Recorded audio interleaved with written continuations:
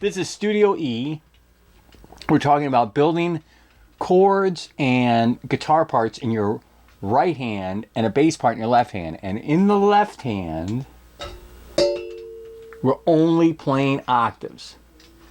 Only octaves. The same letter in your first and your fourth finger, or your first and your fifth finger. I prefer your first and your fourth finger. Trying to get everything on here. So, when you're learning,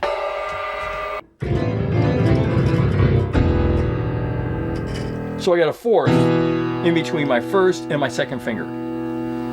Then I have a fourth between my second and my fourth finger. So whatever note I'm playing in my fourth finger, I'm going to play in my left hand in octave. I do have a chord because I have three notes. I do have a chord because I have three notes, right? Yes. Okay.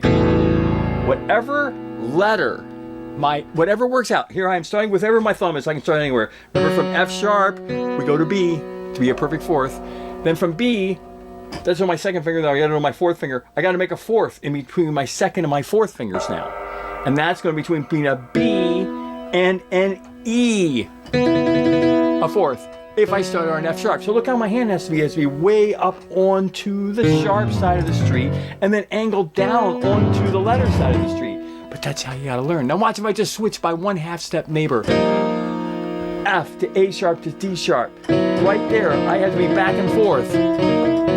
But sometimes on a fourth, I'll be all in letters. Look at all these all letters. These are all letters. But anyways, these are fourth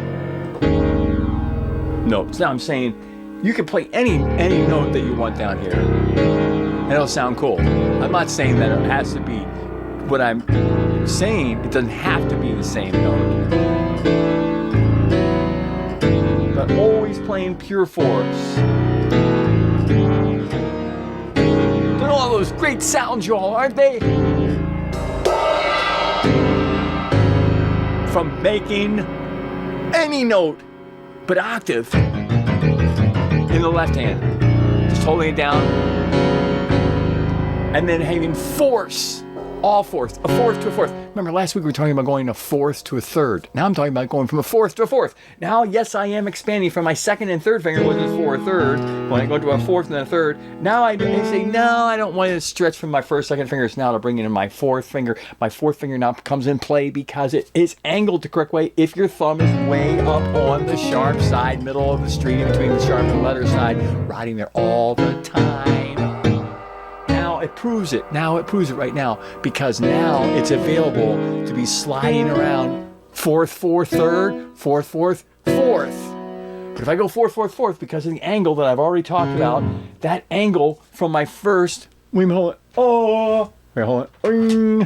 my first and my fourth finger, ding, ding, ding, ding, ding, that angle right there, this line right across here, this line is now fourth. But it's designed off of my second finger. I find that fourth that I'm talking about from my second finger. I find it from my second finger, whatever. But anyways, I'm going fourth to fourth. Look at all these great sounds.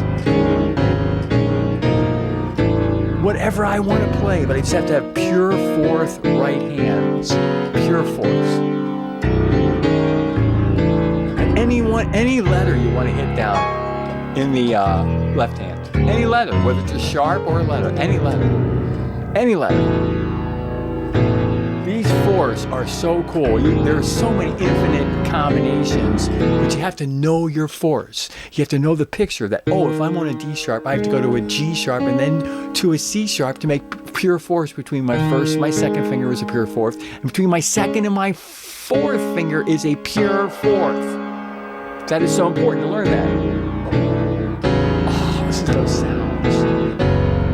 Okay, now these are all great, and this is so great. But all these pictures that I have in my right hand, whether it's a sharp, sharp, sharp, or letter, have to be there all the time, You have to keep those pictures forever in your mind. Oh, this is what a fourth, fourth, fourth chord looks like. Starting on my thumb, then going from there from my second finger to a fourth, and then from my second finger to my fourth finger a fourth. And in my left hand, whatever octave I want. Now, I was saying fours, fours, fours, fours, fours, fours, fours, fours, fours. And I was saying all these fours in between your first and second finger, as I was just saying about 3 minutes ago.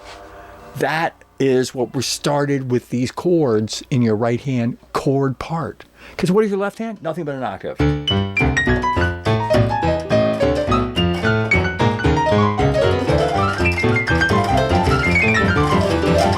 Whatever it's doing, it's just playing octaves.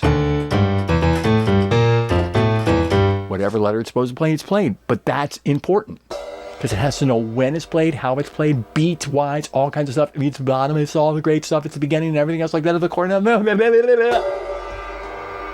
the left hand, you really only have one letter because you're playing the same letter out. Like, for example, if you're playing an E and E, it's the same letter, right? E and E. If you say E and E, it's two different notes, yes. And it is an actual interval, yes. And it is two, yes. But it's the same letter.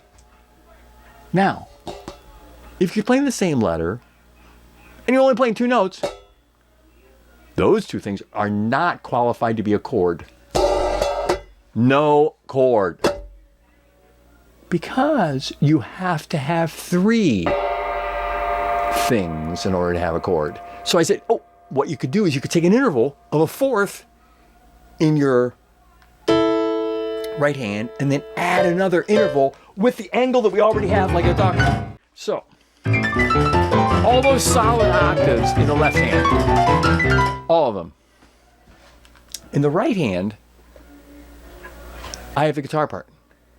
And it's going to play three notes. It's going to play a chord on top of whatever octave I want to play, whether I play it up to the sharps or whether I play it down to the letters. But those three different letters are going to be formationed or whatever by the duck positioning that we've always talked about, where your thumb is touching the left and the right hand, and you're right and right in the middle street, and you're going on to the high end or down the low end. All that stuff, letter to sharp side. But otherwise, if you're on a letter, it stays letter to letter. And the same for if you're on sharps, except if you're on right around the threes. But mainly in the right hand. Left hand, whatever we're doing, we can play anything. We can play the right hand and the left hand.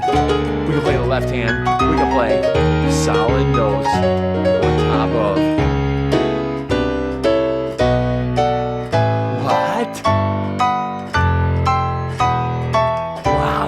Cool. What are you doing? It sounds like it'd be so hard to do. No, theoretically, it's not hard to do. You know what to do it theoretically. You can do it. And then what we're doing is we're talking about playing a fourth and then a third. And not an M3, but a 3. Not an M3, but a 3. Not an M3, not a 3. That's what I talked about this semester. 3s and 4s as that second interval that's going from your second finger. We're always locked on a fourth, no matter what, between your first and second finger. But beyond that, we're going either a fourth, only a third, or a fourth. And this is what the third sounds like. And I'm just playing anything I want to play. Anything, anywhere, as long as it's a corrected true 3. And not an M3. I'm not going... I'm not playing M3s. I'm playing only 3s. And I'm talking about between my second and my third. This is my second and my third finger are playing this particular interval I'm talking about. In this chord I'm talking about. In the particularly only right hand has to learn it because it's the guitar player. The left hand never has to learn this. You know why? Because we're separating them from the very beginning. The left hand, it's a bass player. Only. It doesn't ever pick up a guitar. Well, maybe sometimes it does.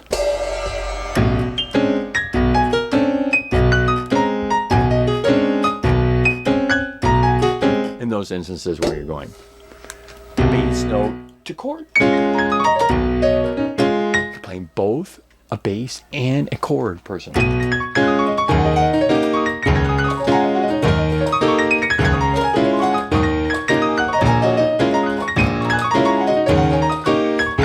When you're playing a chord person and the right hand is playing a lead guitar player, he's playing anything you want to. Just making your fingers move. You know why? Because your fingers can always move like they did since you were born. You are able to move your fingers.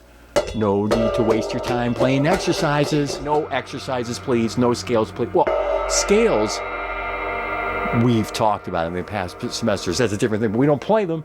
We learn them. We learn them. But back to this. I can play solid. I'm playing just all...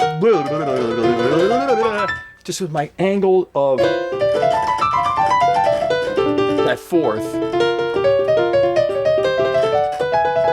And then a third. Sometimes breaking it. Sometimes playing it solid. Sometimes playing anything. I like particularly just using all four of my fingers, 1, 2, 3, 4, and just go, but leaving that little finger just hanging out there. And just holding anything, any note I want. Then I'm saying, oh, wouldn't it be fun? Wait, holding any, I have to get closer to the microphone zone. Remember, I wish I could pull the cymbal off and just go boing, boing, boing, boing, like I was doing in the beginning, but you know what I'm talking about, the zone? Because now I'm in the zone, and before I wasn't in the zone. And I said, well, I better switch microphones because if I keep getting out of the zone. But then I thought, you know what? No, because it's really cool. Because if I'm in the zone, it sounds so great. Same with the cymbal, right? It sounds all right over here, but when I went over here, it went wow, wow, wow, wow. That was pretty cool. If you asked me, it would be. But then when you went.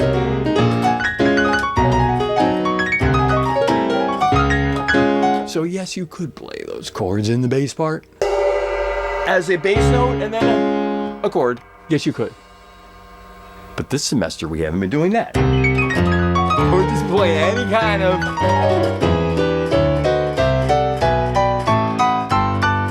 or anything, just to get the feel of holding down a note, whatever, that's a sharp or a letter, or play solid actual chord.